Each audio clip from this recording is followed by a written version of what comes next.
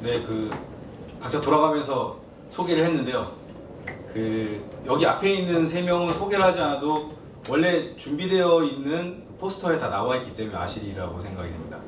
그리고 오늘 여기에 모여 있는 사람이 소수라고 해서 여러분들 실망하지 않으셨으면 하는 게, 여기 앞에 비디오 카메라가 준비되어 있습니다.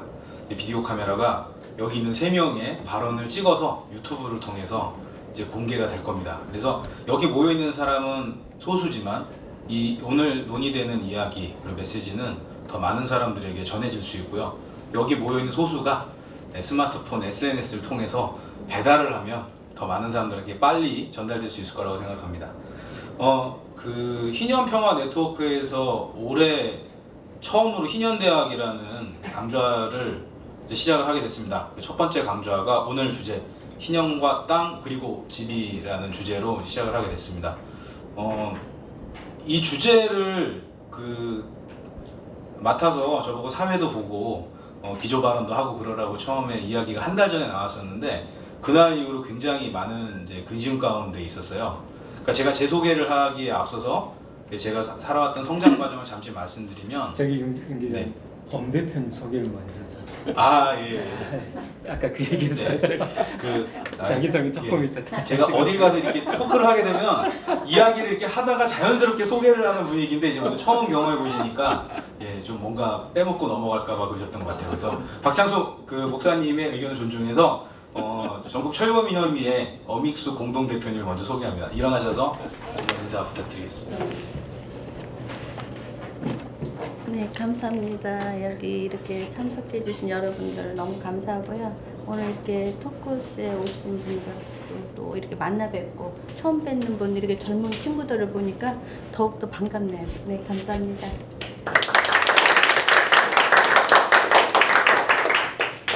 노파심에 일단 앞에 나와 있는 연사들 먼저 소개를 하고 시작하겠습니다. 가운데 계시는 분이 전국 철거민협의회 상임대표이신 이호승 상임대표님. 네, 안녕하세요. 여러분이 보시기에 제일 우측에 계시는 분이 희년사회연구위원이신 박창수 목사님입니다. 반갑습니다.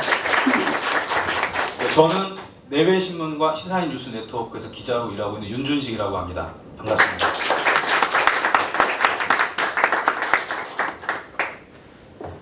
희년에 대한 이야기를 이제 해야 되는데 뭐부터 얘기를 해야 될까 제가 고민을 한 달 동안 했습니다.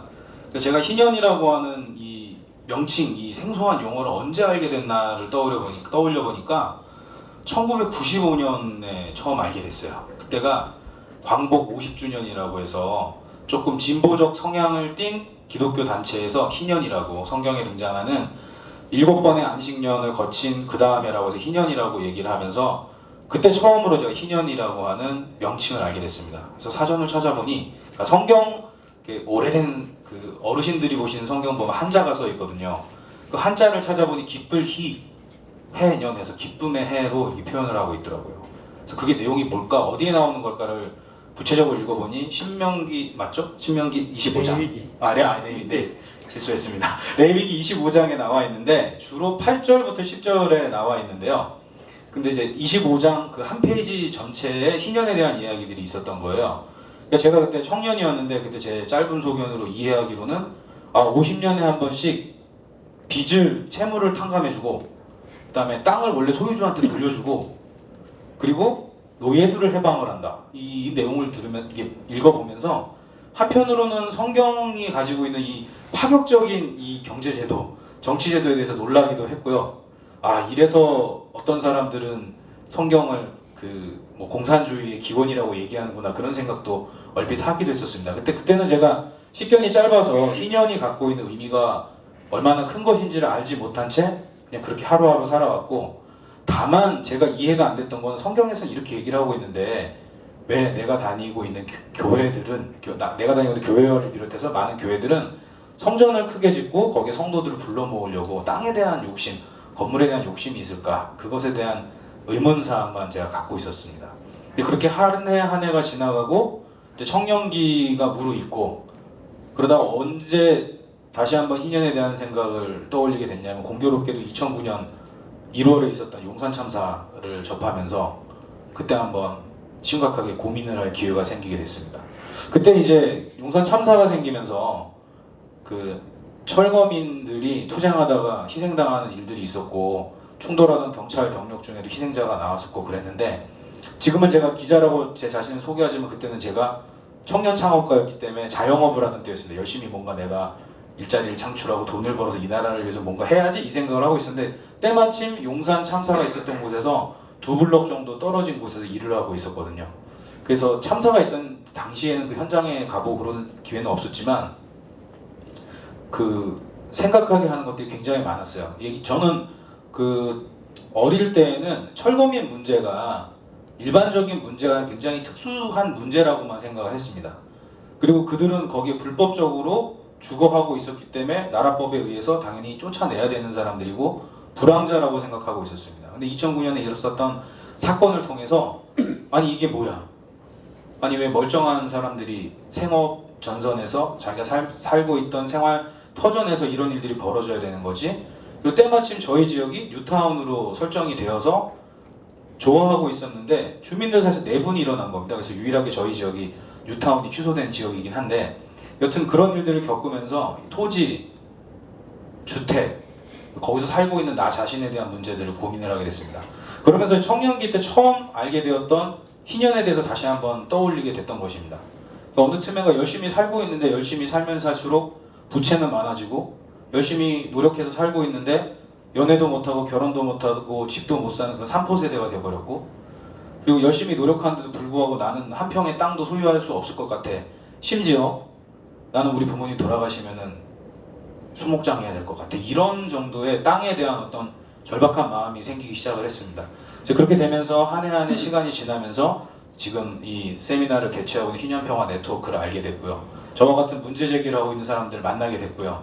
그러면서 제가 올해 1월 2일 날 전철역 식구들의 초대로 돈이문 지구에 가서 거기 계시는 분들의 이야기를 생생하게 들을 수 있었습니다.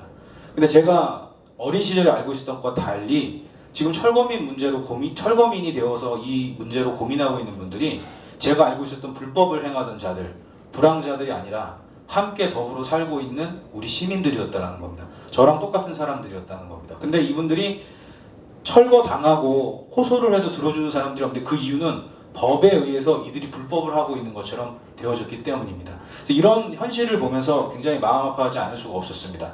저도 뭐 날라리긴 하지만 크리스찬이다 보니 성경의 앞부분에 나오는 책 율법서라는 건 알고 있어요. 근데 거기 성경에 나오는 법에서는 50년마다 한 번씩 빚을 탕감해주고 땅을 돌려주고 그리고 노예를 해방하라고 그렇게 되어 있습니다. 그래서 현실과 성경 속에서 말하고 있는 하나님의 법 사이에서의 괴리감을 많이 고민을 할 수밖에 없었습니다. 그 고민을 지난 1월부터 지금까지 계속 하고 있고요. 혼자만 고민할 게 아니라 함께 내어놓고 얘기를 해야 되지 않겠느냐. 그리고 이런 얘기들이 모이면 진짜 우리가 살고 있는 현실을 변화시킬 수 있는 그런 힘이 되지 않겠느냐.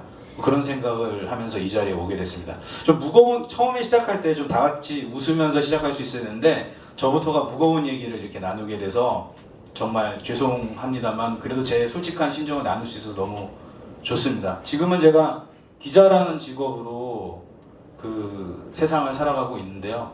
아까도 자기소개 하실 때 저한테 말씀해 주셨던 것들 잊지 않고 찾아뵙고 보도하고 그렇게 노력하도록 하겠습니다. 그래서 오늘 두 분의 연사분들과 함께 하면서 희년과 땅 그리고 집 좀 무거운 주제이지만 그래도 뭐 강연의 형태가 아니라 이렇게 편하게 이야기하고 나누는 식으로 좀 얘기를 좀 전개해 보려고 합니다. 자, 저의 긴 얘기 들어줘서 감사하고요. 지금부터 본론으로 이제 들어가도록 하겠습니다. 근데 제가 너무 무겁게 얘기를 하니까는 앞에 계신 연사분들도 지금 표정이 많이 어두워지셔서요. 네, 죄송합니다. 네. 수습이 안 되는 것 같기도 한데. 네. 오늘 그 청중으로 전철역에서 오신 분들이 많이 오시다 보니까는 저도 모르게 이제 이런 무거운 주제 이야기들을 드리게 됐어요. 근데 이제 이게 진짜 살고 있는 현실의 적나라한 문제라서 더 좀 많이 말씀드리게 된 것 같습니다.